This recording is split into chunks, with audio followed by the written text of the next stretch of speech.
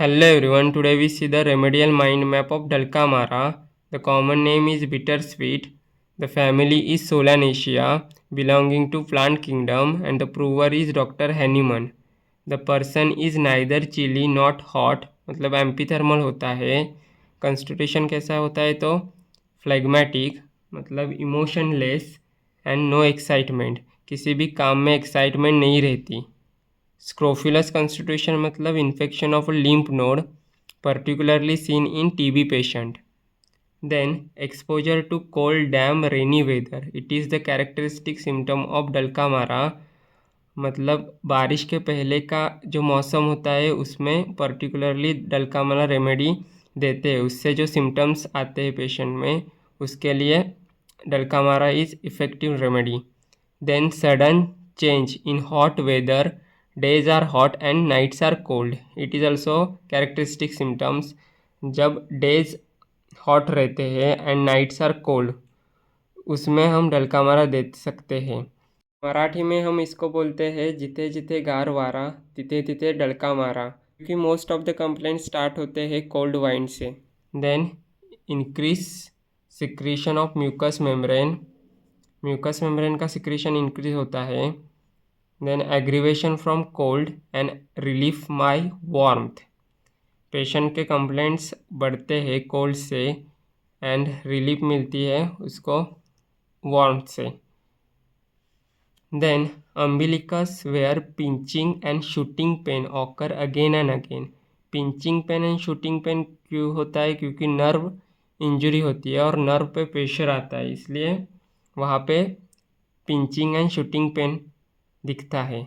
Then tendency to thrown out eruptions all over the body. मतलब उस disease condition में जो भी इरप्शन होते हैं वो बाहर स्किन में दिखाई देते हैं हमको, उस टाइम हम डल्कामारा रेमेडी दे सकते हैं. एंड डिस्चार्जेस भी होते हैं. Then the urine of Dulcamara is milky with catarrhal ischuria and involuntary urine. Catarrhal ischuria मतलब reduction in the flow of urine due to blockage of passage. उसकी वजह से क्या होता है तो रिटेंशन इन ब्लैडर होता है. It is mostly seen in kidney diseases.